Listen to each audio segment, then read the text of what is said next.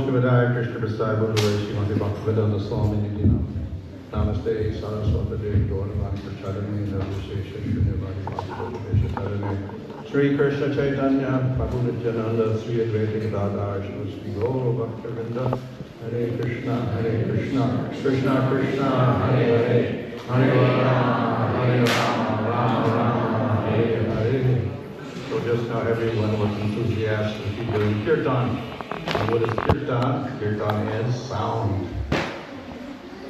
Now sound, of course, in the modern explanation means that there's some air molecules vibrating at a certain frequency, and it hits your ear, and then that goes into your eardrum or whatever, stimulates your nerves, and it goes to your brain, and then you say, oh, this is a sound.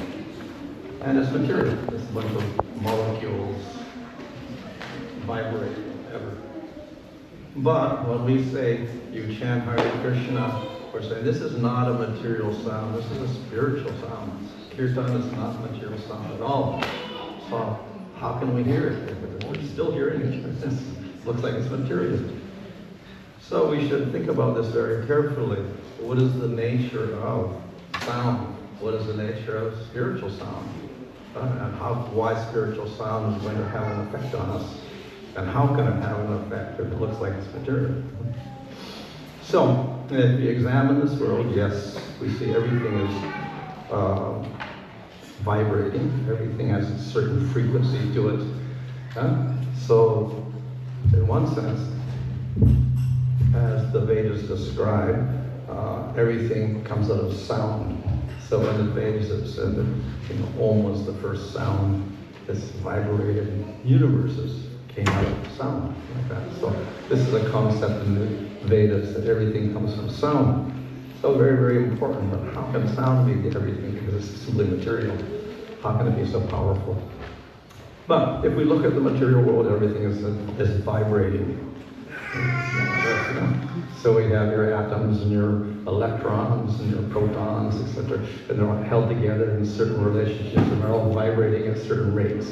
And then we get the atoms coming together, bond into molecules, and they're held with a certain level of energy. And it's also vibrating at a certain rate. And every particular molecule has a particular vibration. So in this way, matter itself is full of vibrations or some sort of subtle sound by its very nature. And if we take all these molecules and stick them together into a meaningful whole, that is like your body, then you have your kidneys and your stomach and your heart and your lungs. They also vibrate. So in the 19th, 20th century, then some scientists began to understand that your organs vibrate at certain rates.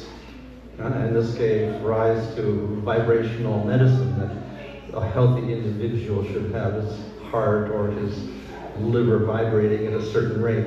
And it was not vibrating at a rate, something wrong with it. So then the obvious thing is how to get the vibration back to normal rate. Then you get cured.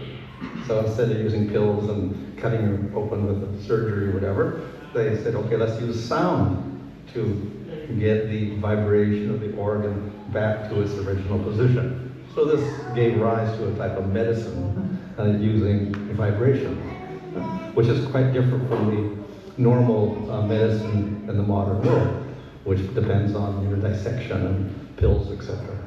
So it's based on sound. So that's advanced a lot. These are just like the frequencies of different organs or whatever like that. So it's become much more sophisticated in the modern world. There are many more machines available which can measure frequencies in organs, etc., and also specific diseases, and then they get a method of bringing it back to normal again.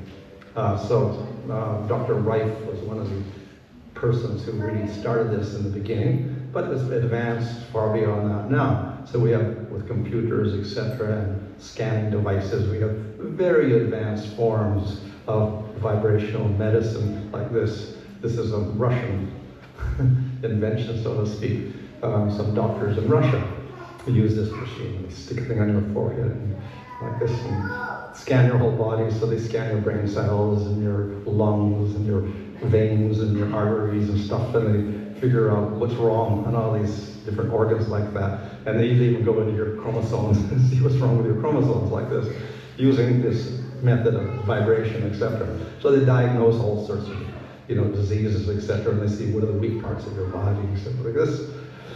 Then, what's wrong? There's something wrong with those vibrations, get it back to normal. So then they put the positive vibrations back to get your cells back into their normal position. So without having to invade your body with, knives and scalpels and whatever, or with harsh medicines that have counter effects or whatever, they just use vibration. So this is a modern technique.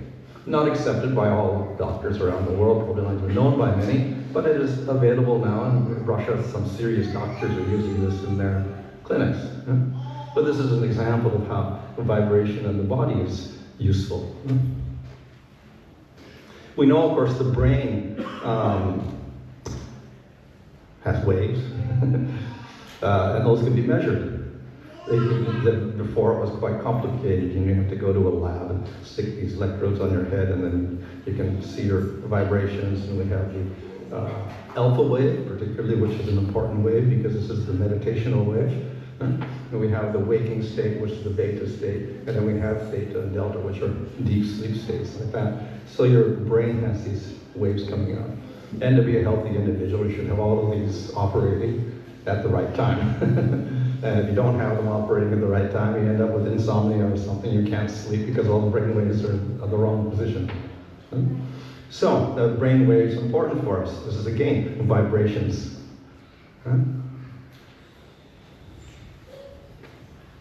Your thoughts also are vibrations.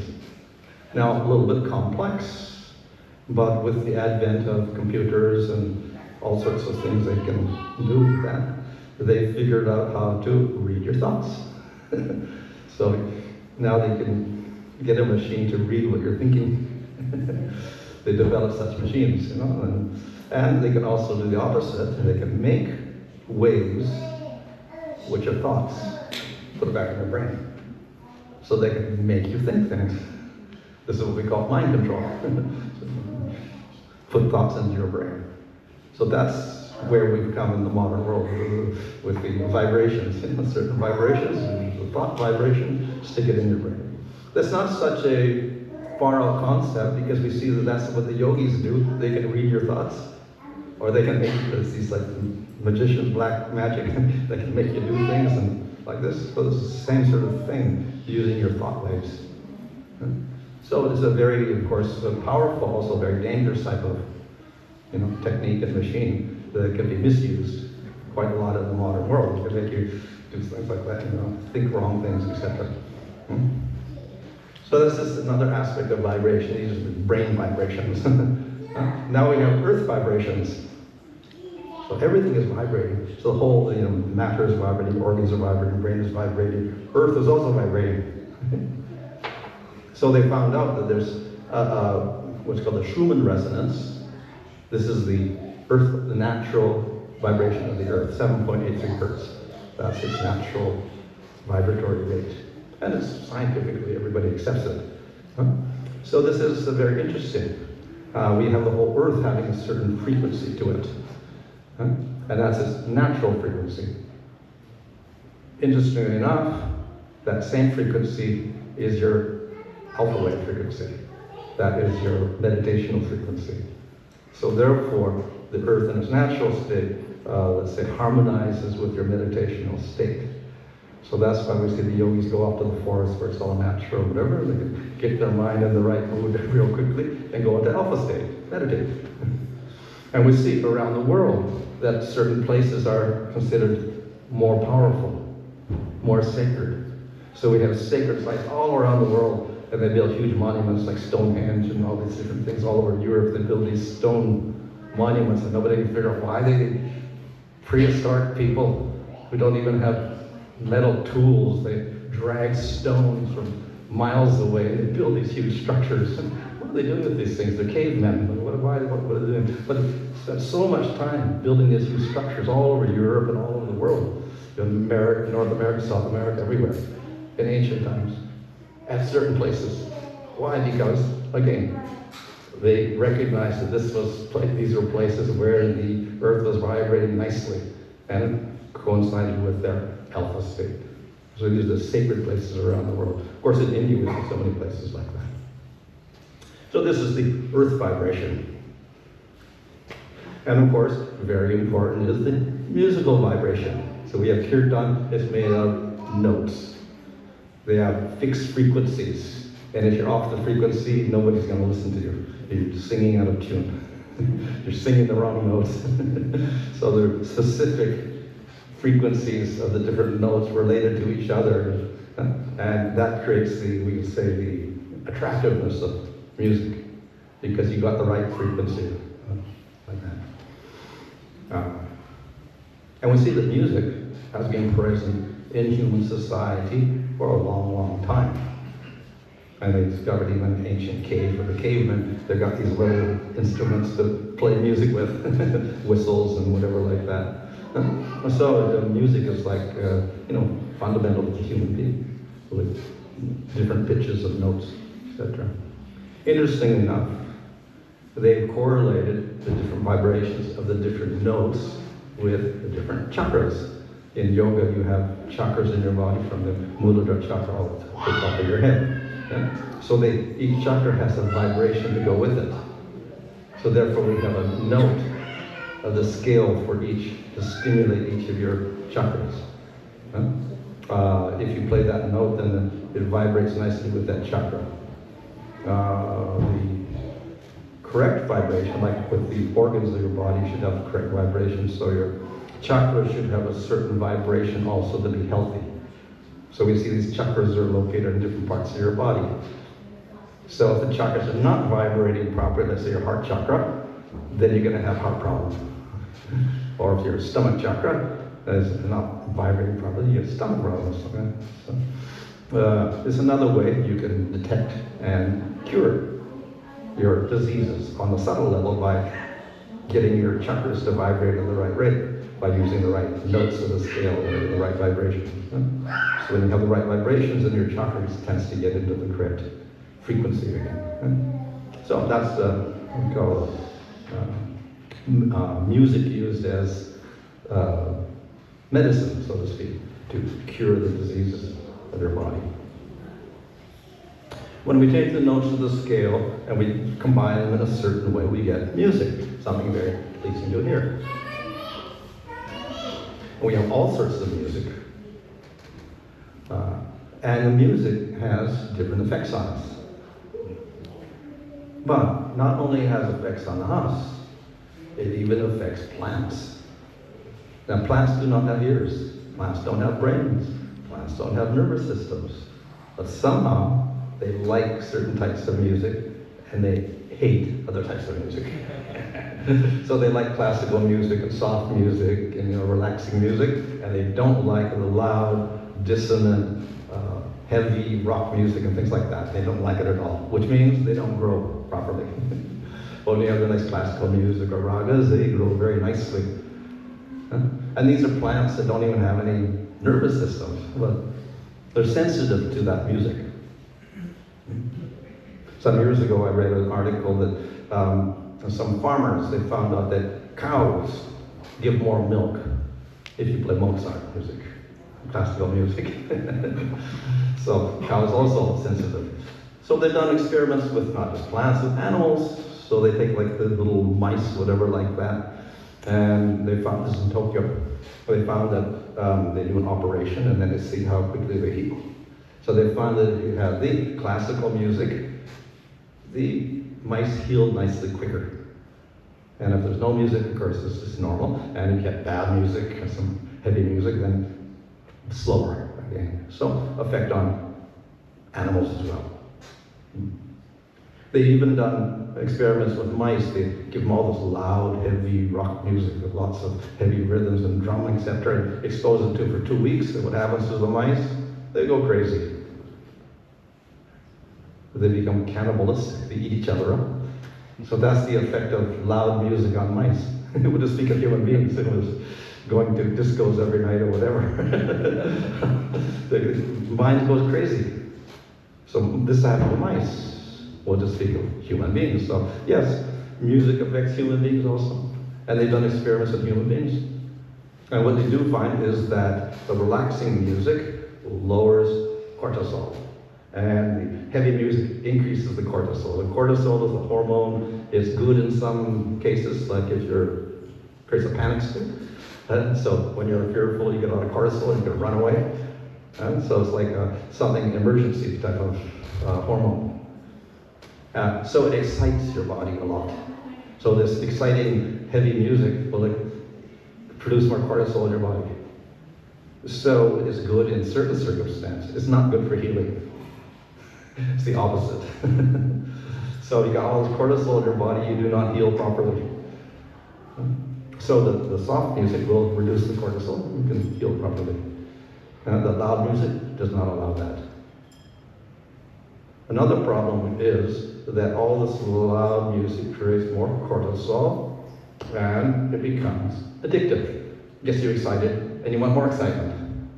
Just like, you take Coca-Cola or something, or cigarettes or something, gets you excited and you want more of it like that.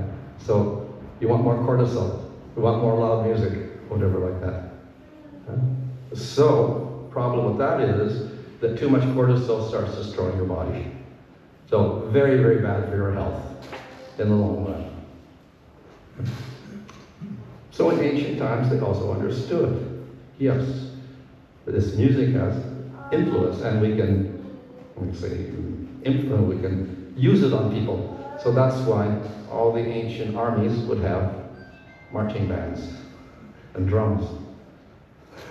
Stimulate the cortisol, get them ready to fight, get them ready to march. And you see even today, they have marching bands, all these people marching around like this, whatever, with the music, loud music. So that is stimulating the cortisol. So good, let's say short term, but long term, very bad for your system. Destroys your system. Not good for your health at all. So that's the problem with too much loud music. So sound has great effect on us, and music has great effect on the human being. And we may wonder why sometimes we have children out of control. Maybe the music. Too much loud music, go out of control. So sound is very powerful. It's even a weapon. So many governments have invested a lot of money into different types of weapons, and one of the weapons is a sound weapon. You can use sound to paralyze people, make them sick, make them faint, or whatever, get their heartbeats up too much, whatever like that. So sound very, very powerful.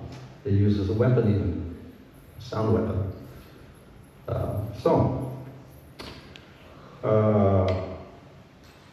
In Bhagavad Gita, we have a description of the gunas. Sattva guna is restorative, Rajaguna is stimulating, Tamaguna is destructive, like that. So this is where sound can be classed. It can be classed as tamasic, rajasic, or sattvic. Everything in the world can be classified in terms of gunas, including food and sound and music. So we have tamasic music. This is the music which will destroy your body, all the loud, heavy music. We have rajasic music to stimulate you temporarily. And we have sattvic music, which is restorative, the calm music, whatever like that. Yeah? So this is material, of course, material gunas and material sound. Very interesting how sound can affect the human being. Put us in different gunas. Just as food, you take tamasic food, you end up in tamasana. You take sattvic food, you end up in sattva. And then you can think very clearly. In the modern world, they discovered this little machine called the somatic machine. It's a very simple device. It's a plate, they usually color it black, and it's attached to a keyboard with the notes on it, and it will vibrate at a particular frequency of the note. Usually C will vibrate at C, A will vibrate at A, etc. So what they do is they put some sand on the plate, and then play the note. What happens? Each note gets a particular form in the sand.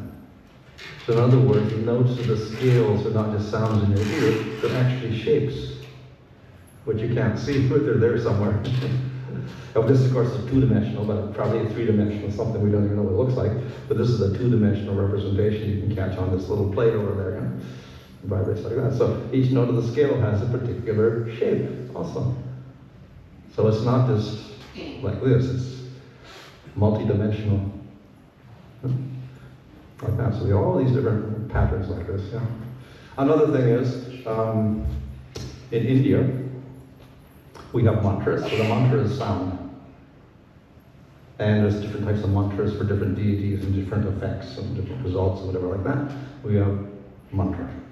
So many of these mantras have yantras as well. So the yantra is a two-dimensional representation of sound. So we have the sound, and then we get the yantra, which is a diagram of the mantra. But so it's like two-dimensional diagram. And we have many types of yantras. So they're equivalent of the sound, but in a pictorial form, so to speak. Just as we have these different forms like this sound. So we get the yantra representing sound. If we look at these yantras, of course, there's some interesting features. One is very symmetrical. They're geometric, and they have squares and circles, etc., like this, like that, whatever. And they're said to represent the whole universe. In fact, we see the little gates, these are the directions, and within that, the whole universe is formed like that. And we get lotuses, etc., there as well. So all very symmetrical. And we see that the whole universe actually is built on symmetry. So galaxies are based on mathematical principles of symmetry. Pine cones and sunflowers and all the different flowers are based on symmetry. They're all very geometrically laid out. Whole universe, from smallest things to biggest things. So the universe is symmetrical, and of course we saw that they were representing mantra, which is sound, which is also the universe. So it's all very symmetrical, after all. In classical Indian music, they have ragas. So ragas are made up of a selection of notes of the scale. Maybe 5 notes, 6 notes, or 7 notes. And out of that, then you choose those notes, and then you can make melodies and make music. So each raga has notes, but the notes is not enough to make the raga. Just as you can have the 7 notes of the scale, but just playing the notes of the scale doesn't make music. You have to have certain melody, certain intensity and tone, etc. And that makes the music. So we have ragas, we have a selection of notes, but we have to end up with a raga. So each raga has a certain emotion to it, whatever, a certain form to it. So when you learn the raga, you have to learn the form. And what is the form? It's a person. So each raga has a particular form. Maybe a man, maybe a woman. They could be white or black or gold or red or whatever, and they're doing certain activities. So that's the raga. So in order to sing or play the raga properly with that selection of notes, you meditate on that particular form. And then when you begin to sing, you can manifest the form of the raga. So that's the perfection of singing the raga. You can manifest the form, that particular form. So that's an interesting correlation between sound and form. As we saw previously, the sound each note had a particular form. So, when we come to sound in the modern world, of course, we say sound is this air molecules vibrating, it goes in your ear, hits your eardrum, it vibrates, and it stimulates some cells or something it goes to your brain or whatever, and you hear sound like that. So that's our conception of what sound is, based upon air molecules. Now, very useful because we get notes of the scale, we get words, and we combine words, then we get sentences, and through that we get ideas, and we get knowledge. So very, very useful for this type of sound, that is words, very, very useful. However, if we go to the Vedas, sound is analyzed in a very different way. It's not the air at all. The medium of sound is Akash. ether, not air. Air is a different element. Akash is more subtle. So the sound goes through the ether, not the air. Different concept, completely. And real sound does not just sound like that. Sound conveys an idea. Shabda, or sound, conveys an idea, and it goes through the ether. So this is in the Bhagavatam. A person who is learned and who has true knowledge defines sound as that which conveys the idea of an object, indicates the presence of a speaker screen from a view, and constitutes the subtle form of ether. It's a little bit different from our modern conception of this air molecules or whatever. That may be operating, but there's something more subtle going on in the ether, and the information is conveyed through sound. So sound is very important in the Vedic literature because Vedas are also sound, sabda. The same word sabda is used for sound, any old sound. It's also used for Veda, shabda, means Vedas, spiritual sound. So it's not just material thing at all, it's spiritual in essence. And where does the sound come from? The Vedas? Breathing of Vishnu, non-different from Vishnu. So, therefore, sound has a spiritual origin, not just material, not just through the ether also, that's material as well, but it's actually spiritual sound. And the idea of spiritual sound, of course, is represented through mantra. So we have the single syllable Om, which is glorified in the Vedas. It's the sound, but it's considered to be the basis of all of the Vedas. All the Vedas are within one little sound like this. And actually the whole universe is contained in Om. And it's also all spiritual world. Vishnu is Om. So it's all in sound. So sound has like a very mysterious role to play. So this is Om, of course, is spiritual, non-different from Vishnu, and it's glorified in the Upanishads. So many verses like that. In the Bhagavatam, we have a whole description of creation from Mahavishnu. Mahavishnu glances over Prakriti and injects the jivas, and then suddenly material elements begin to coalesce. You know, we get 24 material elements and they form into universes. So out of invisible Prakriti, there's a manifestation of millions and millions of universes through Vishnu. Right? And at this time, Mahavishnu breathes out and glances and starts the creation. So this time, sound is also involved in the creation. We find in the Brahma Samhita, there's a description of how Brahma is trying to create the material world and doesn't know what to do. So when he eventually sits down and meditates on the Supreme Lord, what happens? He hears sound. He hears the Gayatri mantra. Krishna's flute. The sound, the music of Krishna's flute as the Gayatri mantra enters Brahma's ears, and then through that sound, he's able to create the universe. So, interesting. Okay. Even in modern science, they have sound also as an element in the material creation, the Big Bang. So the Big Bang, so to speak. And in that we have sound wave, acoustic waves generated and spreading throughout the universe. So it's not just in Vedas itself, but even in modern science, they're introducing sound as a factor. This, of course, is all material sound. We're interested in spiritual sound. Right? So, of course, Veda is spiritual sound, Om is spiritual sound, and we have mantras, spiritual sound. The word mantra is analyzed as man and tra. Man stands for manas. Manas means mind, our material mind, which is little maya. Tra stands for trayate, which means to free or deliver. So mantra is particular sound, not any old sound, particular sound which will deliver the mind from material world. So something very powerful, sound which will deliver you out of this material realm completely. That is what mantra is. This is sound form. We have the visual form, the yantra, and we have the sound form, mantra. So how does this work?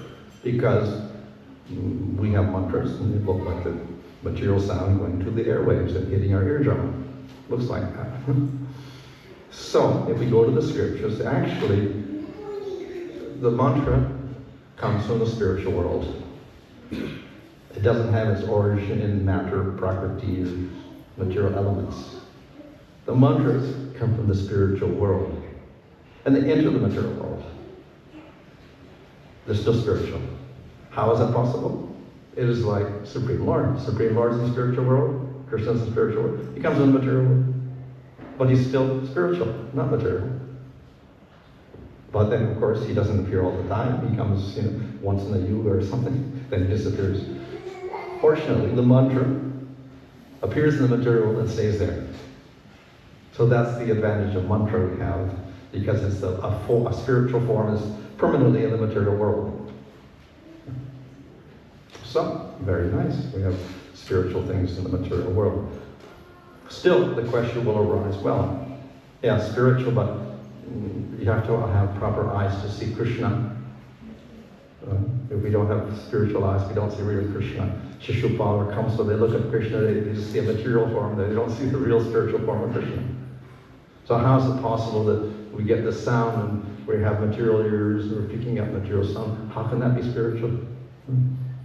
So, the scriptures like Bhagavatam also explain that the sound is purely spiritual, but it takes on coverings so that gradually that spiritual sound can be detected by the mind and by the intelligence. We start analyzing what is that sound that means this or means that, whatever, and then we can pronounce it, we can say it with our voice. So it goes through stages of gradual, detectability by our mind and intelligence and our senses. But it doesn't give up a spiritual essence. It just takes on these coverings so you can grab it with your intelligence, etc. And it's also associated with the chakras like this. So it starts at the Muladhara chakra, gets up your throat chakra, then you can pronounce the sound, then somebody can hear it. But it does not lose its spiritual essence. That remains. So therefore, you think you're hearing material sound, but you're actually also getting the spiritual sound. What does the spiritual sound do? It goes to the Atma, goes to the Jiva, it starts stimulating your spiritual realization. So that's how the mantra works. It delivers you from the material world. The spiritual essence is there, even though we hear it with the material ear, or we say it with the material vocal cords or whatever. Underneath there's the spiritual essence there. So that's how the mantra works. It's from the spiritual world, gradually it becomes detectable, we can say it, we can hear it, it goes back, and it can affect us spiritually, affect the Atma, delve spiritual life, get back to the spiritual world. And so this is how the mantra becomes delivered, and delivers us from the material world and the material mind. And so it is not so mundane after all. It's actually spiritual in essence, but looks material to us, but it has spiritual effect.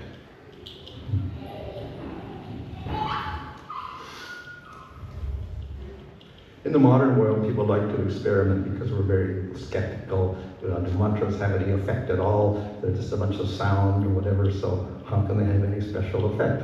So they've done experiments. Different people, here's one experiment. They take Gayatri mantra, and people hear the Gayatri mantra, and then they see the effect on your body. And they said, yes, it does have, there's an 8.2%. They got improvement. So it has an unwinding effect on your DNA, which means it makes it healthier. Your cells get healthier, whatever. How is it possible? It's just a bunch of sound, but it affects. Now, I just recently heard something in science that they were understanding, yes, the RNA and the DNA and all these molecules, sound does affect them in very subtle ways. This is just science itself is saying that now. So we take particular sound, like spiritual sound, Vedic sound, mantras, etc., has more effect, positive effect. Some years ago, maybe 10 years ago or more, they discovered telomeres. Some woman discovered that thing. These are little You have your chromosomes, and you have little tips on your chromosomes, like little caps on little socks or something like that.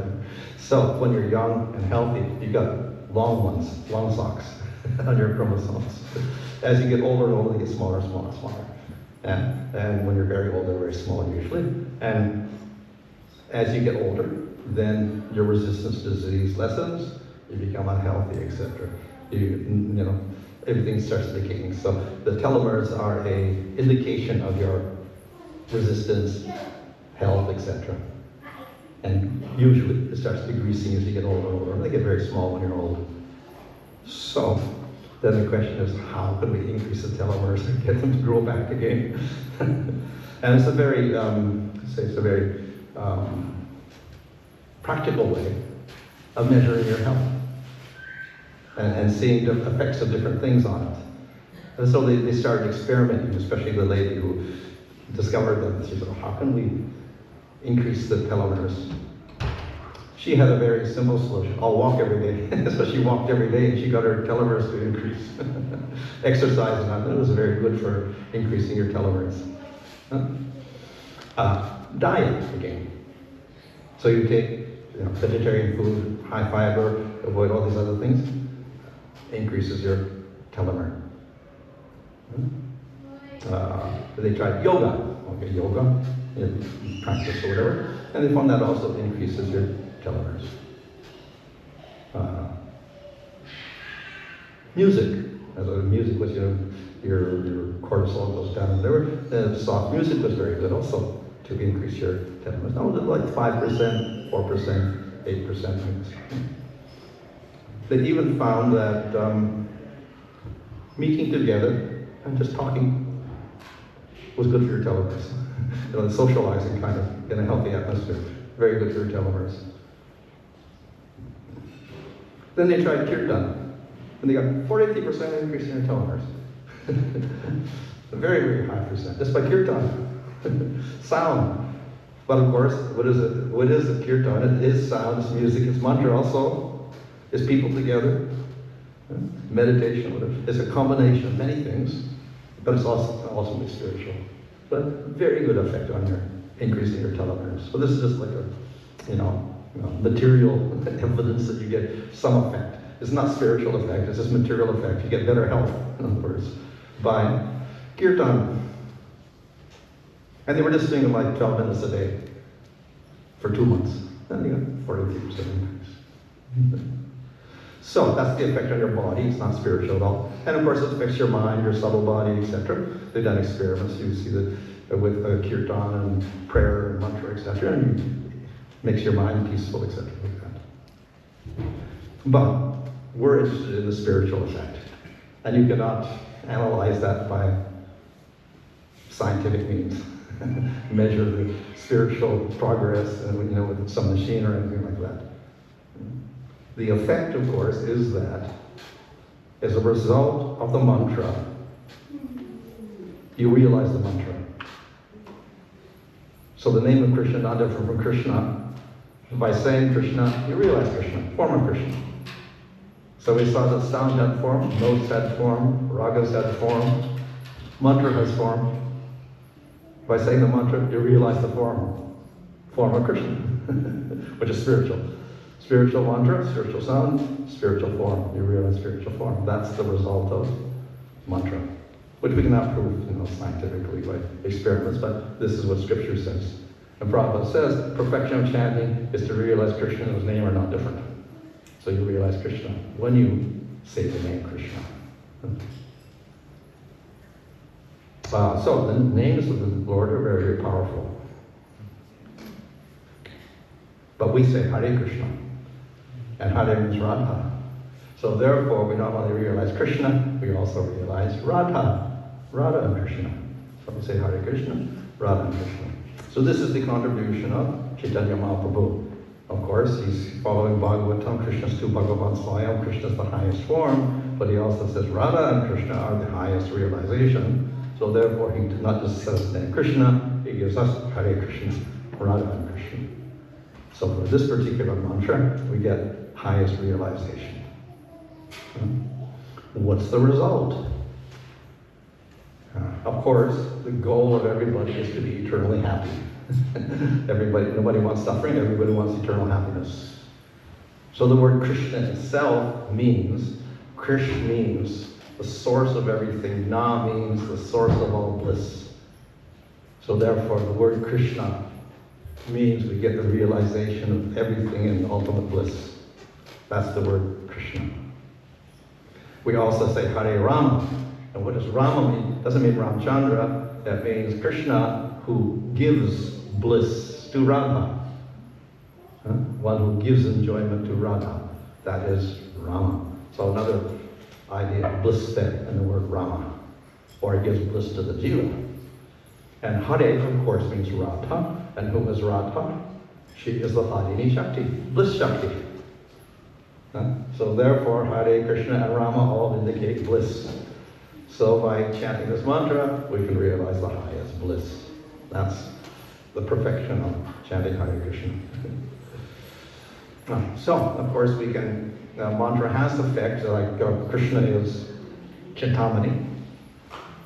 All desires, any material desire, desire for liberation, desire for prema, whatever, Krishna fulfills all those desires. So the name also can give you all things.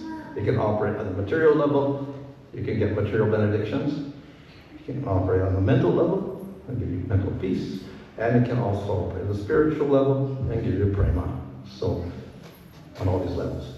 But as devotees, we concentrate on the spiritual level, that is getting prema, not the material things. In any case, mantra can act at all these levels. We can investigate the material levels with the DNA, the chakras, etc. like that. We can't really demonstrate scientifically about Atma and realization. But the other two we can intuit. And for the Atma, we have to go to scripture. And then we get the analysis of what happens spiritually when we chant mantra. So this is the highest level of sound. By doing so, we get out of the material universe and get to the spiritual universe, like that, and up in the spiritual world. Through sound. Hare Krishna. Any question? Science say that sound does not go through vacuum or ether. So how does it reconcile when our scriptures say Om is the... Oh, well, science, they have a problem because how does any wave go through space? Waves need some medium, but yet waves do go through space. Yeah. We have these electromagnetic waves and all the things of the universe going around and the light waves going whatever. What is the medium? Nobody really knows in science. But of course, if we have ether, then it's possible. Ether is the medium, which we can say space, but it's not actually space. It is something, it's a physical element, but it's called ether. But it's not something you can detect. But some scientists also propose ether. Again, it was there in the Greek science, they had ether also. Some scientists want to introduce it again because they can't explain some things in this universe where there's nothing, but yet waves are going through it somehow. So there is a medium for, these things, so they say it must be ether, but they don't know what it is.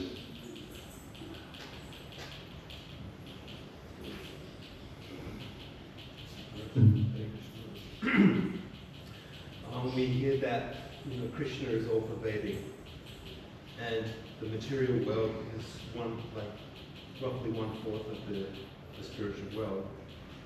So if Krishna is all pervading and we're actually in the spiritual world, does that mean the spiritual atmosphere being omnipresent? The mantra doesn't need any medium to, so to speak, the wave doesn't need any medium to travel because it's already because Krishna is always there. Yeah. In that sense, yes. Of course, yes, Krishna is everywhere. He's inside us and outside us. In all cases, the Paramatma there is kind of pervading everything in the material world. He's inside and outside everything, as said in Bhagavad Gita. Unfortunately, we don't have the eyes to see that or the mind to realize it in our present state. So that's why we need some medium to do that. So mantra is the medium which kind of stimulates us in the material world and gets us out of the material world and gets to the Atma within us and starts getting the Atma activated so that we can actually see Krishna.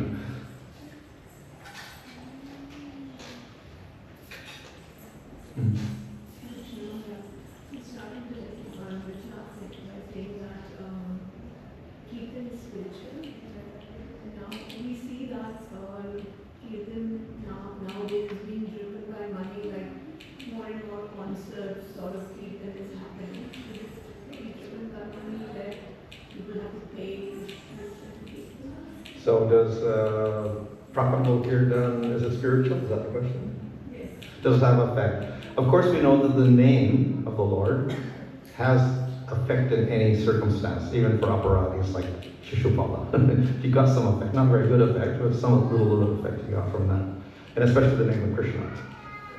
So the name of Krishna is very powerful. It can affect even the operatis and gradually purify them, even if they're operatis. Of course, that's not our aspiration to be operatis. We want to be favorable and we get much greater effect.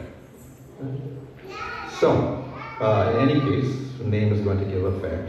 But if it's done by operatis, it will have less effect. So we often quote that the scripture is pure, but if it comes from the mouth of a Vaishnava, one who's not a devotee, doesn't believe in the form of the Supreme Lord, it's like poison. In other words, it doesn't have any spiritual effect. It may have spiritual inspiration, but no spiritual effect if it comes out of the wrong mouth. That's, of course, scripture. Same with mantras in general. With the name, a little bit different. Because as I said, even the operati chants the name, he gets some effect. But if we want to get to prema, then we do have to have the Vaishnava, one who has proper knowledge, one who is favorable. Then we can get to prema. So we can say that people who do for profit, maybe they're not Vaishnavas or whatever, and people listen, they can get some effect, but they're not going to get the highest effect by that. Thank you. There was this slide about poetry and improvement in 11 years because of the creed of people. The listening and performing have different effects. The listening of Kirtan and performing of Kirtan, do they have different effects? Listening and hearing? Or chanting? Is this hearing and chanting have different effects, you're saying? Oh, well, both are beneficial, but of course, Yuga Dharma is not kirtan, chanting the name. But of course, hearing also is very effective. But if you chant, it's even better. Of course, chanting itself involves hearing. It also involves thinking. Smaranam, Shravanam, and kirtan kind of combine together in kirtan.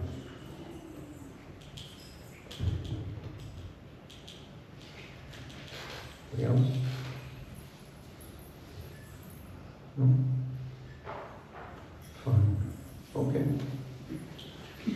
Hare Krishna. His Holiness Bhanu Swami Maharaj Ki Jai.